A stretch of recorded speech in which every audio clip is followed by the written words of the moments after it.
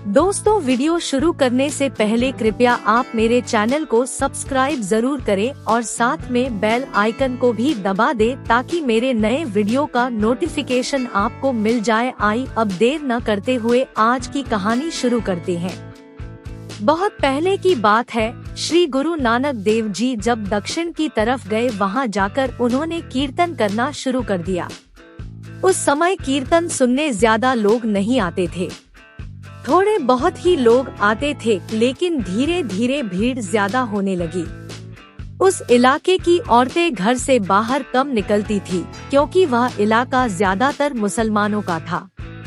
लेकिन कुछ दिनों से एक औरत बुर्का पहनकर कीर्तन सुनने आ रही थी, लेकिन वो औरत आगे नहीं बैठती थी, वह सबसे पीछे बैठती थी। जैसे ही कीर्तन खत्म होता था, वो चुपचाप उठकर चली जाती थी। वह औरत कीर्तन सुनने रोज आती थी। एक दिन वह औरत जैसे ही कीर्तन सुनने आई, श्री गुरु नानक देव जी ने सेवादार को आवाज देकर कहा, जाओ सलीमा को कहो कि वह अपने घर चली जाए। वह औरत अभी कीर्तन में आकर बैठी ही थी कि सेवादार ने उससे जाकर कहा, सलीमा। वह औरत अपना नाम सुनकर घबरा गई, क्योंकि यहाँ मेरा जानने वाला कौन है, मैं तो बुर्के में हूँ। सेवादार ने उससे कहा कि गुरुजी ने कहा है तुम घर चली जाओ। वो औरत घर जाने की बजाय बाबा नानक की तरफ चली गई और चेहरे से बुर्का उतारकर बाबा नानक जी के दीदार करने लगी। 2-3 मिनट तक वह औरत और गुरु नानक देव जी एक दूसरे की आंखों में देखते रहे। उनके बीच में क्या बात हुई किसी को पता ना चला। फिर बाबा नानक जी ने कहा, सलीमा तुम घर चली जाओ और हिम्मत रखना। वो औरत बोली, ठीक है। वह घर चली गई तो उसका पति घर आया हुआ था। उसका पति व्यापारी था और बहुत ही गुस्से वाला था। जब वह गांव वापस आया तो गांव वालों ने उसको बताया कि तुम्हारी बेगम तो कीर्तन सुनने जाती है। बहुत सारे लोगों ने गलत भी बोला। गांव वालों की बातें सुनकर उसका गुस्सा 7वें आसमान पर पहुंच गया। जैसे ही सलीमा घर के अंदर आई, उसके पति ने चिल्लाकर पूछा, तुम कहाँ गई थी, क्या करने गई थी? वैसे तो मैं जानता हूँ तुम कहाँ गई थी, लेकिन फिर भी मैं तुम्हारे मुंह से सुनना चाहता हूँ। जब वो जोर जोर से चिल्लाने लगा तो सलीमा ने एकदम पूछा, क्या तुमने जो कत्ल किया था, क्या तुम उससे बरी हो गए हो? और जो तुम घर से 200 मोहरे उठाकर ले गए थे, उसका क्या किया? यह सुनते ही उस आदमी का गुस्सा एकदम खत्म हो गया और उसकी आंखों में आंसू आ गए। कहने लगा कि सलीमा तुम्हें यह कैसे पता चला?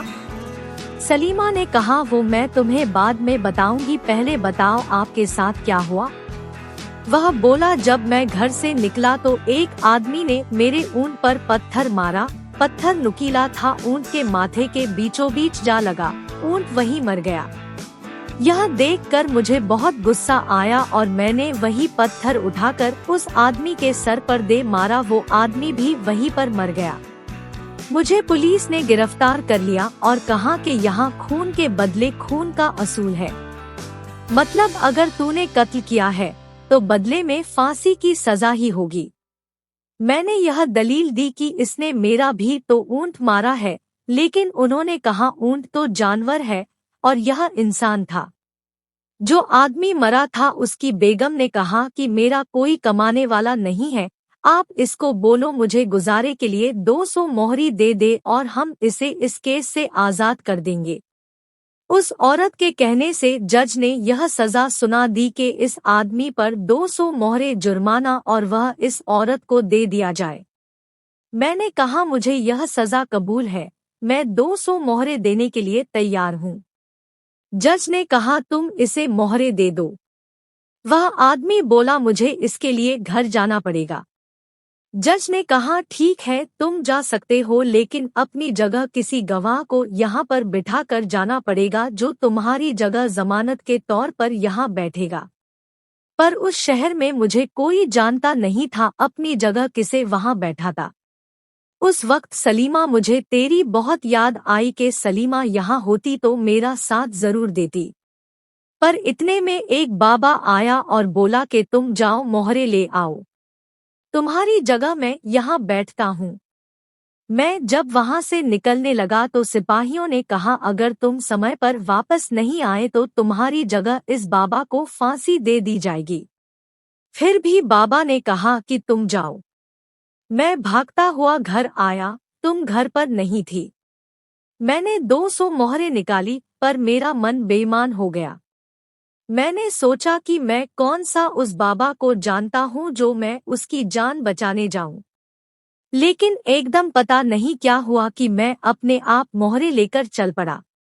जब मैं वहां पहुंचा तो सिपाही बाबा को फांसी देने की पूरी तैयारी कर चुके थे। बाबा को फांसी देने ही लगे थे कि मैं वहां पहुंच गया। मैंने सिपाहियों को मोहरे दी, अभी वह मोहरे गिनने ही लगे थे कि बाबा एकदम पता नहीं कहाँ चले गए। मैं उनका शुक्रिया भी नहीं अदा कर सका। फिर मैं घर वापस आ गया। अब उसने सलीमा से पूछा, सलीमा तू बता तुम कहाँ गई थी और तुम्हें यह कैसे पता चला? सलीमा ने कहा तुम मेरे साथ चलो, तुम्हें सभी सवालों के जवाब मिल जाएंगे। फिर सलीमा उन्हें बाबा नानक के कीर्तन में ले गई। कीर्तन में पहुंचकर बाबा नानक को जैसे ही सलीमा के पति ने देखा फूट फूट कर रोने लगा और बोला यही तो वह बाबा है जो मेरी जगह कचहरी में बैठे थे।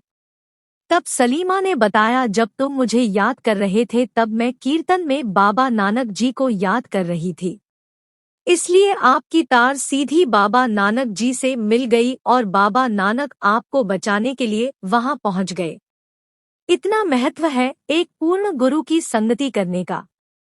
शिक्षा, हमें यह शिक्षा मिलती है कि गुरु हमारी और हमारे परिवार की हर कदम पर रक्षा करते हैं।